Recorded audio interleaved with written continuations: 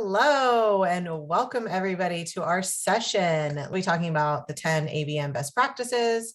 We still have our wonderful panelist. So let's go ahead and dive right in. Again, Director of Field Marketing from Sendoso. We are a sending platform and I'll share a little bit about what that is later in the call. But Adam, do you want to introduce yourself? Sure. Adam May from Thomson Reuters. I'm Senior Marketing Manager on our campaign planning team for corporate segment. My team oversees ABM field marketing here for our corporate customer base. Great, thanks Adam. Kayla? Hey everyone, I'm Kayla. I'm with Cradle Point for a year and a half, and I head up the ABM programs for the enterprise accounts over there, and mostly focusing on one-to-many and one-to-few account ABM campaigns. Great. And Jessica? Hey everyone, I'm Jessica. I'm from Site Improve. I've been running our ABM programs and strategy for 3.5 years here. So really focusing on the North America market and moving more enterprise in our space. Love it. I love all these ABM experts. I think right before we started this call, we were just saying how we could talk forever about all things ABM, but for today, we'll try to keep it to 45 minutes. So here's a look at the agenda. We'll talk about the building blocks of ABM. What are some traditional ABM strategies? We'll dive right into the 10 ABM strategies from our experts on the panel today, and then key takeaways. So real quick on the building blocks, this kind of breaks it down into the different stages of ABM basics. So targeting your list, identifying what accounts that is, who your contacts are, at what buying stage are they at. All of that is at the beginning of your strategy. Then you move on to attracting them to your site. How do you get them there? What are you going to offer to pull them in? Once you've got them there, how are you going to engage? Again, what is that offer that's going to get them engaged with your content, with your sales team, with your marketing team? After that, you convert them obviously into sales opportunities. And then lastly, move them into a closed won stage. So that's a little preview there. The traditional engagement strategies you see listed here, whether that be SDR outreach, we're all very familiar with that, targeted LinkedIn ads, or even Facebook ads, various platforms, sponsored content, emails, personalized campaigns. We're all very familiar with these. I read something real recently actually about email open rates being at an all-time low just because we're inundated with emails constantly. So how do you stand out? How do you differentiate yourself? And there's a couple different approaches, right? Sending platform, I mentioned in the beginning, Sendoso is a sending platform that absolutely helps you stand out and strengthen your ABM strategy along the entire buyer's journey. So targeting them all the way through closed won, what those items are, what your approach is, how personalized you can get. A question that comes up a lot is, what if my budget isn't small? Or do I need to send super elaborate things? And, we'll dive into that a little bit later, but as long as you can be personalized with your outreach, meaningful engagement, and be unique, that's really what helps you stand out. Let me dive into what you all came here to hear, which is the 10 ABM sending strategies brought to life. So if we're okay with it, let's jump into number 1.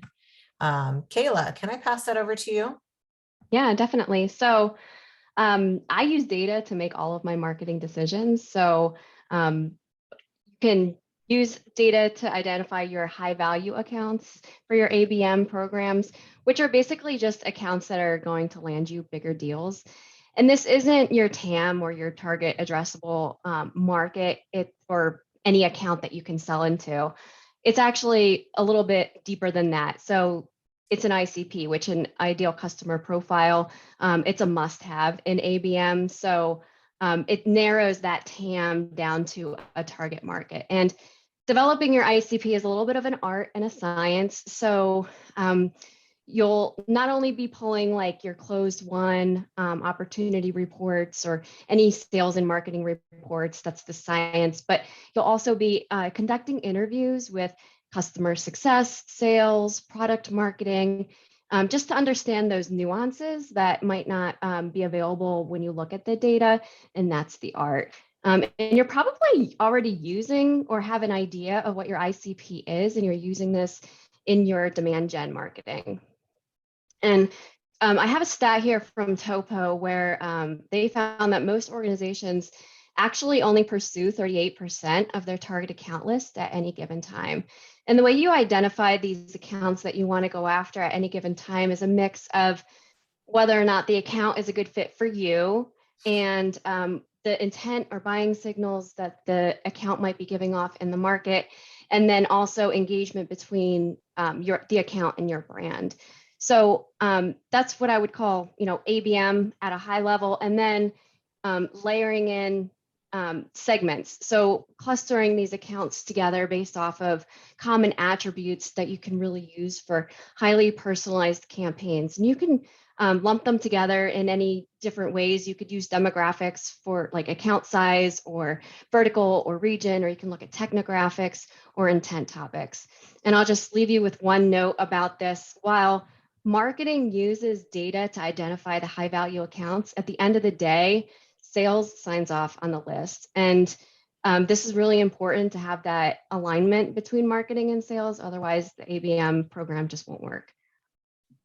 So important. I could not agree more that partnership with sales is key, because while we do hold a lot of that data, the sales team knows more about their prospect than we will ever know. Mm-hmm.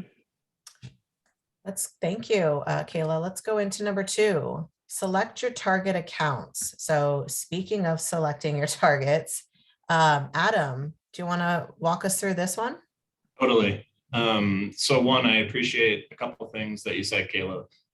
First, that it's a bit science and a bit art. Totally agree there. I think when you are looking at how you're going to select your target account list for your ABM program, whatever your program is intended to do, your approach, while kind of similar at the core, will be slightly different depending on if you are running an acquisition campaign or a cross-sell campaign or an upsell campaign. You're obviously going to have different strategies that you are deploying into ABM, and that will kind of influence how you select your particular target accounts for your ABM program. I think at the baseline, when we think about art versus science or quantitative versus qualitative data, there's firmographic details that are kind of at the baseline of every segment. So things like maybe revenue or industry or employee size, these can all be influenced around what the ultimate goal of your ABM campaign. And then once you kind of start with the firmographics, then you start layering on additional data points to help you select your target accounts. So what's the white space at these accounts? How are they currently engaging with customers? Do we have opportunities in pipeline that maybe we're trying to accelerate? Are they showing intent either on our website or with third-party tools? Do they currently use our products, and do we have users who are power users? What's their usage level at the account? And then once we have some of that kind of core data, what we like to do is we then review it account by account, or in a larger Excel doc, and we have a couple more qualitative questions. As Kayla mentioned, obviously, bringing in your partners along for the ride and really working hand in hand with sales and even client management has been really crucial on our side. So, what is the current relationship at the account? Do we have a champion or a stakeholder that is currently engaged with us right now? Have they been susceptible to conversations in the past? Have they been receptive to our marketing? These are all conversations that you kind of have with the people who know the account best to build the full picture. And I would also agree that while sales makes the final decision because they ultimately own the relationship, marketing should show up to this conversation with a perspective. Like, we want to show up and we want to say, hey, based on what we see and based on what we've heard, these are the appropriate target accounts for this type of campaign that we're running. So build the data together, have a conversation around the qualitative traits, finalize the list together, but come to that conversation with a perspective. As marketing will just gain a ton of credibility and trust in the eyes of your partners across the aisle. Trust, such a key word. Thank you, Adam. Let's dive into number 3. Jessica, do you want to take this one for us? Yeah, so once you've created your target account list, that is just half the battle in your ABM strategy and campaigns. The next part you're really going to want to focus on is who you're going to actually go after at these accounts, and how can you reach these key stakeholders based on where they are via email, LinkedIn, direct mail, whatever might work for your company. So how I would suggest starting to market to your key stakeholders is really looking at what key personas your company targets generally. And then within that, who are the influencers and buyers that both you and sales jointly should be going after at that account. So once you have your campaign running, it's really a good idea to start looking at these accounts and the key stakeholders that you already have built within your CRM to start seeing where are we seeing spikes in engagement within these different personas. So maybe you're seeing a lot of engagement at the influencer level, but not necessarily the buyer level. So how can you improve that engagement through either marketing or sales outreach to bubble up that buying committee so that everyone that would be included in the purchase of your software per se is involved and aware of the message that you're trying to resonate with from sales and marketing.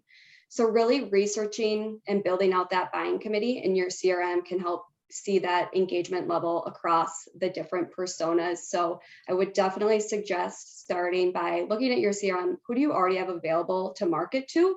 But also, who do you need to add into your system to reach all of the key people at that account? And as you know, and you're building out your target account list, people move companies all the time. So keeping this updated with sales is crucial to make sure marketing has the right accounts and contacts to target. And then being able to have sales have a really clear picture of who marketing is going after and who sales is as well. So once you have these key stakeholders identified, it's really up to the BDRs for their outbound prospecting to really see what are they engaging with, what have they downloaded, what's their historical data on this account and contact that you can use to then personalize your outreach to these stakeholders. And it's really a joint project between sales and marketing. So marketing can provide that overall demand gen to these accounts from email. And as we've heard, emails open rates are low right now. So how else can we provide that air coverage through display, social, setting up different direct mail packages so that sales has all of the tools they need to really personalize that outreach to the key stakeholders. Because without sales, you're really going to fall flat if they don't have that personalized outreach through LinkedIn, email, direct mail, roundtable invites. I would really say it's really about that personalization at the end of the day to get to those key stakeholders. We've mentioned sales quite a few times already, so I feel like it's a good time to get to this question. Somebody asked, any tips for strengthening your partnership with sales, getting them more involved in the process of building your list? Anyone have any tips for that if you kind of have a resistant or a non-participating sales team? I can take a swing at it. We bring them in, and part of the conversation is we want to get the strongest list possible so that it is the most successful for them, and frame it in a way that it's for sales benefit to work closely on the front end so that we get the right accounts into this program, whatever it may be. It may be that we're trying to target 25 accounts, it may be that we're trying to target 200, but we still want to know that all the accounts have the same general makeup and level of relationship so that we can ultimately influence sales pipeline. And I think in my experience, some sales reps get it and understand, and some it's more of a learning opportunity, and you have to do a lot of internal marketing and internal teaching to really get successful at it. Yeah, so not only getting them involved early, but also maybe getting the list like 90% of the way, would you say kind of gets them more on board to get us the rest of the 10%? Yeah, I mean, we, like I was talking about selecting your accounts, we like to have all the data up front and say, okay, here's, if we're trying to get to 50 accounts, like here are 75 accounts, or here are 100 accounts, like help us make that final decision. But here's all the data in front of you. And then we want your opinion on how to narrow that list down ultimately. Yep. Somebody just wrote in the chat, help me help you. I love that. Exactly. That's exactly it. If you frame it in pipeline, their ears should perk up. Speak pipeline language. And marketers' ears should perk up too. Exactly. We're all on the same team with the same goal. So I love that. Let's jump to number 4, create a personalized customer journey. Kayla, do you want to take that one? Yeah, so Jessica hit on a lot of this already, and I just want to mention the stat I have from McKinsey, where a personal touch can lift your revenue by up to 15%. And I just want to clarify, this does not mean a first name token in an email. It's a lot more than that. And there's a lot of ways that you can personalize all of the different tactics in your marketing strategy. But first, I would say that you need to start with your messaging. So I mentioned those segments earlier of those of your target account list that you're going to be marketing to at any given time. So those clusters of accounts all have something in common. So you just want to speak their language, go out on messaging boards and check out product reviews, conduct customer interviews, even look at like sales notes in your CRM to understand what are these accounts talking about, how do they talk. So that way, when you're crafting your message to them, you're speaking in their language and you're going to improve response rates. So a couple of different ways across your campaign that you can use personalization. Let's talk about ads. So you can actually merge in the account logo in your ads, but here's the caveat, only if they're already engaged with your account and know who you are, because it can come off a little bit creepy if you're just coming over here out of nowhere. We've all had that happen. Yeah, so if they're not familiar with you and you're trying to get that engagement, maybe you level it up a little bit to just the vertical and you're referencing like the industry in your ad copy. Co-branding on your website can be really effective. So if you're taking those ads and you're driving them over to somewhere on your website, if you have the ability to personalize your pages, you could add like co-branding with their logo, or even just driving them to like a vertically specific landing page with content there for your campaign. Content, it always seems like a daunting task, especially when Jessica's talking about like, not only are you targeting your target accounts, but now you're looking at like an entire buying committee within that and all of the different personas. And it is recommended that you come up with personalized content for each of those personas. So first, I recommend that you just take you do a content audit, see what exactly content you have that aligns with the journey stages and those personas. And then it doesn't have to be a daunting task. It can be as simple as like a light reskin on an existing asset that you already have, where you just update the title page with some copy and relevant imagery. If you have more bandwidth and you can have that go throughout the rest of the asset where you're updating the copy and the imagery, you can even take it as far as to update the examples and the use cases that are relevant for your audience. It doesn't have to be all from scratch. So I definitely am a huge advocate of not reinventing the wheel, reusing what you can.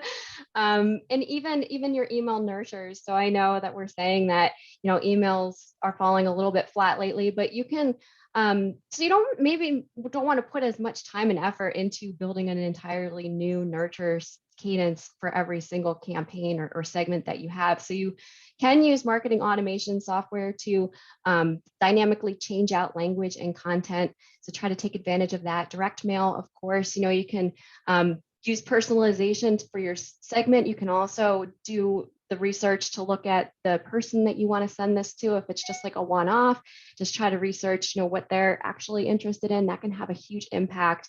And then sales outreach, Jessica touched on this a little bit. So I'll just provide an example. I recently got a sales email from a vendor, and I was just totally wowed by the personalization in the email. So first they referenced explosive company growth that I'm experiencing over here at Cradle Point. That's a fact. I'm living it day to day. And then they illustrated that they took the time to go to my website and do a little bit of research. They sent me a screenshot and referenced the technology being used on my website and how their solution seamlessly integrates with it. So, okay, I'm listening. And then this is the clincher at the end. They name dropped a competitor, like a real competitor that we're constantly looking at day to day, and the results that they're seeing with their solution. I was just like, wow, this is ABM. This is fantastic. So those are some really great examples of how you can use personalization. I love that example. I think my slide advanced for me. We're moving on to number 5. Jessica, do you want to take this one? Yeah, so when thinking about choosing the different channels you want to use in your ABM campaign, I think it's really important to take a step back of what the overall goal of your campaign is before you dive right into the channels and the tactics. And I'm sure outside of ABM, we've all gone there where we're just really focused on the tactic right away. But if you start by looking at that overall strategy for the campaign, you can start to see what are you really trying to accomplish. We all have so many channels available at our fingertips these days. So what is the goal of each channel? So the goal of display has a very different goal than direct mail. So are you looking to just get net new prospects to your website and build pipeline, or are you working on customers and upsell? What is the channel that's going to work best for you? So I think that's really important to think about before you get into the nitty gritty of each of these channels. And then once you've identified what the overall campaign goal is and the goals of these channels, you can see how all of these channels can hopefully fit together. Like Kayla was mentioning, there's a lot of areas you can personalize within your different areas of focus. How can these channels then have that same cohesive message across the board so that your display message that are leading you to the website has a similar message to if they're receiving a direct mail package, and if sales is reaching out with their personalized outreach, that it's all ringing true, the same thing you're trying to accomplish within your ABM campaign, and it's really keeping that personalized approach. So making sure all those channels are running cohesively together really helps. And then I would definitely suggest start small. We have so many channels to go after. Start with a few and become successful with them, and then add on more channels. So maybe for your organization, starting with email and direct mail and sales outreach is all you're going to do. But if you can get those 3 down, you'll have some good sales wins to share. You'll get more people on board than just trying to run really thin across a lot of different channels. And that also helps you with the bandwidth of that. I know a lot of us don't have a full ABM team, so being able to have the bandwidth to constantly refresh your channels is super helpful so that things don't go stale to your target accounts, and that you can really understand how things are performing, and then check them back bi-weekly, so you can optimize and then slowly add in more channels as you start to build things out. That's great advice, Jessica. I think an entire ABM team is on everyone's wish list, but if you don't have the resource, that's a great approach. It also sounds from everything you just said, very much having an integrated approach is key. And then Kayla touched on this earlier. If you don't have a ton of bandwidth, repurposing when it comes to content or other successful campaigns that you ran recently, how can you tweak them a little bit and repurpose them just to kind of squeeze more out of it? Love that. Number 6, align marketing and sales teams. Adam, we haven't heard from you in a while. What do you have? Well, we could spend probably like 3 hours talking about this. I'm sure this is like the core of ABM. So I got a couple things. as Jessica, you were saying, it's so important to just be on the same page about what the goal of the campaign is. And then depending on the goal, what metrics are we going to use to drive this campaign? So again, it may be different for acquisition, cross-sell, upsell. Ultimately, the goal is going to be revenue or pipeline, but there may be leading indicators that we can use to come into that. So it's super important to not only just align on what we're actually trying to do with this campaign and what, like how these target accounts, why they belong in this campaign, but then what are the numbers that we're going to get aligned on to show success? And I think one thing that we are always stressing here is like, make sure that we're speaking the same language as sales. Sales is interested in leads, but ultimately they're interested in pipeline. So we need to kind of like train our team to speak more about pipeline, talk about qualified opportunities, talk about revenue, as opposed to impressions, website visits, webinar registrations, things like that. They don't want to know that. They want to know how these campaigns actively affect their pipeline. Once you're aligned on those, it's really just constant communication about how the campaign is progressing, who owns which piece of this campaign is really important. So having some clear accountability within your campaign as you're selecting your channels. Maybe there's a sales enablement piece. Maybe we need to talk about the handoff once a campaign generates some interest or an event happens. It kind of, depending on the tactics that you chose that Jessica was talking about, it can really influence how we're communicating back and forth between sales and marketing. The other thing that I like to preach is share wins early and often. So if you're getting a key stakeholder engaged in one of your events, or if you're, you get a direct mail piece to land and you get you get a key influencer in the conversation to click over to the landing page, like share that not only with the rep who needs to know, but also with the broader team to say, here's the results that we are driving with these types of engagements. They're different than our normal campaigns, and this is why it matters to you. And then like at the end of the day, be really clear about who is accountable for what piece of the conversation. And what we like to do is marketing provides this to sales, sales provides this to marketing, the customer sees this, like 3 very simple boxes on a slide. And it kind of like gets everything set up to be like, marketing is providing all of these items of this campaign, sales needs to provide these data points and this engagement, and the customer is going to be provided this customer journey. And then everybody is really accountable when you launch the campaign to say, these are my pieces, these are your pieces. We all work together to deliver the customer outcome. I love that. And that's actually a perfect segue for our next topic. When you're talking about accountability, is defining your goals. So Kayla, do you want to add to that?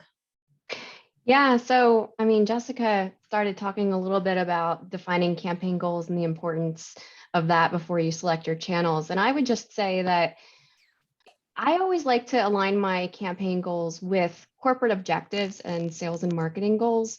So I think we can all relate to the millions of requests coming from every corner of the business. So this just helps you focus and kind of sift through the noise and know that at the end of the day, you're tracking towards the corporate goals and you're just on the right path.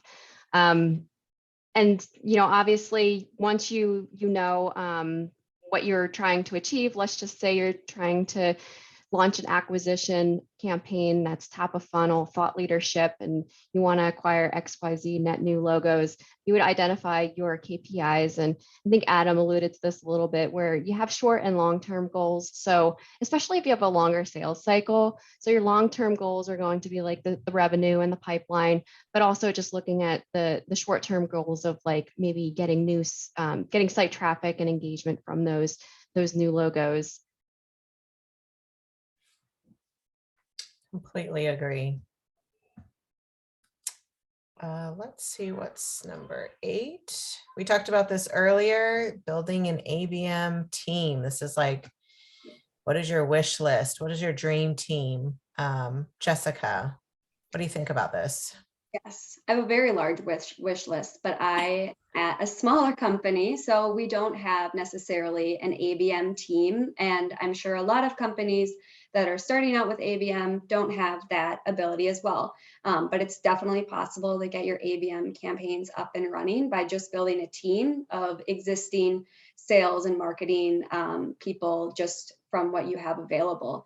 So a way to start, and how we started at Site Improve 3.5 years ago, was I came on to build out our ABM strategy and be that champion of pushing why ABM matters for leadership and getting that buy-in from both sales and marketing, and really hoping that our ABM strategy consistently aligns with our overall marketing strategy that Kayla touched on a little bit. So we're not trying to create this crazy one-off thing. We're just adding to our marketing strategy to acquire net new enterprise accounts and get larger deals within our customer base. So how we're doing that is we're moving away from the silos within our marketing department so that our ABM plan can fit in with our overall demand, content, and marketing strategy. And by doing this, we're doing this by having key contacts in those areas. So having a key stakeholder that I can go to on the content team, on our operations team, design team, on the BDR team, really helps so that you have this more or less ABM committee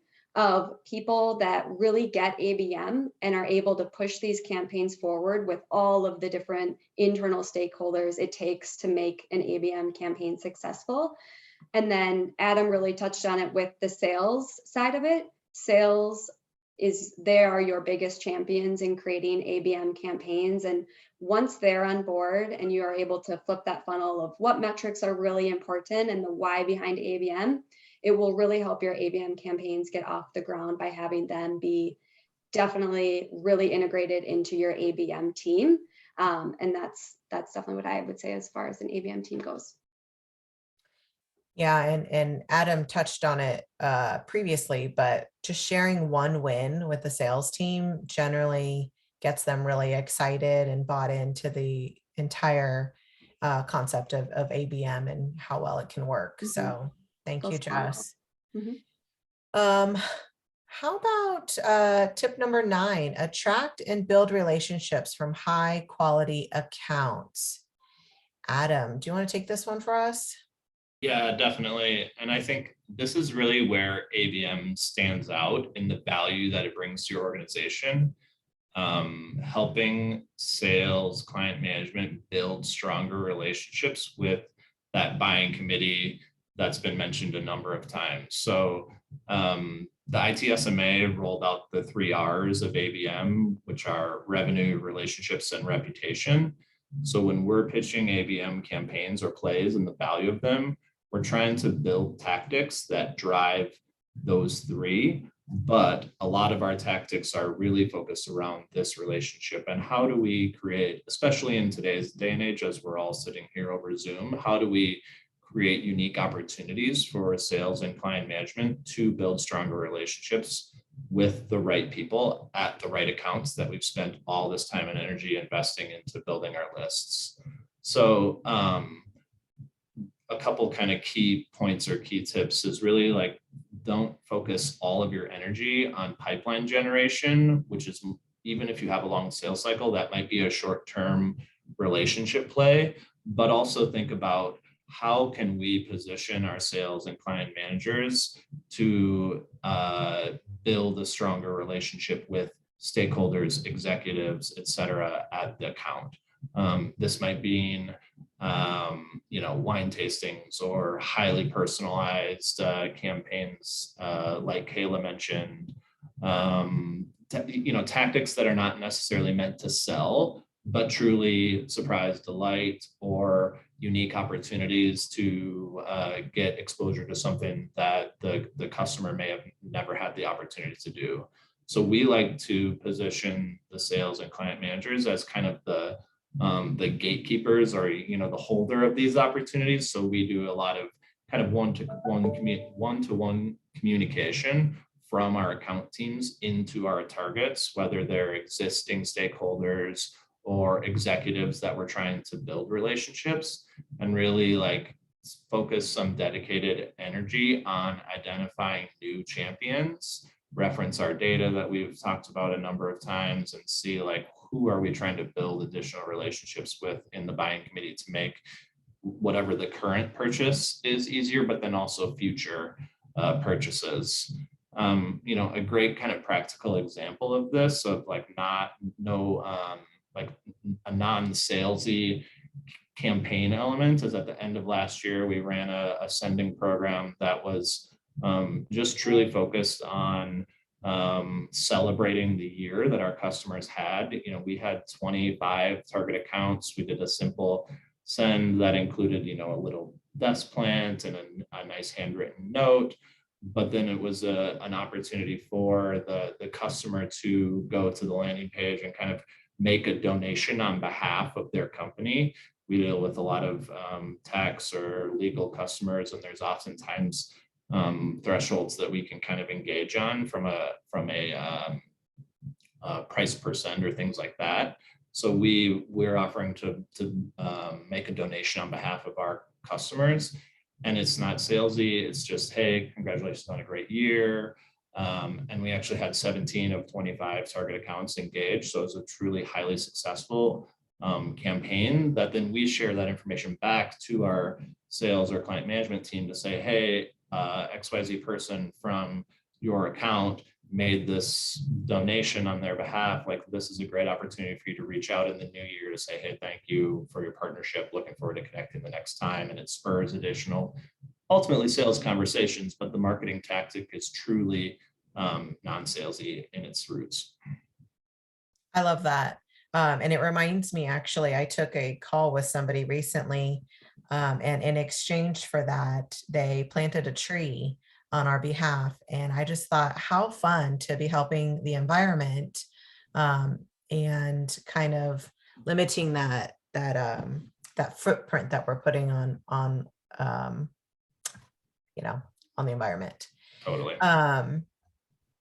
Before I get to our last point, I wanted to ask the audience if you guys can put into the chat, what have you struggled with the most? Is it you're developing your target list? So put in target if that's been the hardest. Is it attracting your buyers to your website? So put in attract. Or is it the engaging piece? So once you get them there, you really have trouble engaging. So put into the chat if it's the target list, is it attracting them to your site, or is it engaging? Very curious. That came up on another session earlier this morning, and it was kind of split audience as to what was the biggest challenge. So looks like a lot of people are saying it's the engaging part. And like Adam said, it's a bit of a long haul. You're here for the journey. You're building that relationship. Adam, I missed your 3 R's. You said it was revenue, relationships, and reputation. So reputation. how do the target accounts ultimately view us? That kind of goes back to when you're engaging on your target account list. How do they enjoy engaging with us, period? Yes. I'm putting that into the chat because I don't want to forget that, actually. I'll put that up there later. Let's move on to the last tip today. Measure and analyze your ABM results. Kayla, do you want to take this one? So after all that work of building your lists and doing your content audit and figuring out the personalization and launching, it's not over. Yeah, So it's not over. You need to go back, and I mean, you have to let it run for a good amount of time just so that you can pull some meaningful data, but just consistently check in on it, tweak it a little bit, optimize. And as you check in on it on a regular basis, you'll start to identify trends and see what's working and not working. And, just because something works over here on this campaign doesn't mean it's going to work on a different campaign with a different segment and a different audience. So I highly recommend that you build your dashboards and scorecards in advance. This way, when you're going in there every month or whatever and pulling your reports, you're spending more time with the data and less time making it pretty. And when you do launch your campaign, just record a baseline set of metrics. So that way you can refer back to that every month or every quarter, and you can show your impact over time. That'll really help you tell a really fantastic story. Also tracking milestones. So if you're seeing a spike in traffic on your website, but you know that you sent out a webinar promo invite the same day, you'll be able to correlate those two events and be able to tell another, really great story about the data. And just kind of keep a repository of campaign metrics like web traffic, leads, engagement data, open rates, all of that good stuff, and sales metrics, so your pipeline, velocity, ACV, close rates, pipeline. So that way, you know it's going to happen. People are going to come to you for ad hoc reports, and you'll just have a bank of metrics to pull from instead of having to scramble around at the last minute trying to pull the data. Couldn't agree more. All the work does not end as soon as you launch a campaign. And some would even say all the work happens after. Measuring your success. There's a question that came up related to this, and it's asking, what is a good amount of time to let an ABM campaign run before you measure the results? It depends on the tactic, but for like ads, I would say 6 weeks. Even like your webinars, if you did a personalized webinar to a cluster of accounts, you want to look at the on-demand reporting maybe a month after the fact. So it all depends, but you just want to make sure that you can get a statistically significant amount of data if you're performing any kind of like A/B tests, especially like on your landing pages, emails, or anything like that, your ad copy. Love that. Thank you. Well, we're nearing the end, guys. So some key takeaways: break through the traditional status quo of some of our outreach strategies right now. Strengthen your ABM strategy, whether that's through direct mail or some of the other tactics our team talked about. But having an integrated strategy in general was key, and Jess talked about that too. Adam spent a bit of time on talking about how important building the relationship is, the trust, being there for the entire journey. I really do appreciate all of our panelists today. If we did not get to your question, we will afterwards. This is being recorded, so we'll be sure to share it. But one just last thank you to our panelists, Jessica, Adam, Kayla. I really do appreciate you guys joining today and sharing your 10 best practices for ABM. Thanks for having me. Thank you. Bye. Thank you. Bye.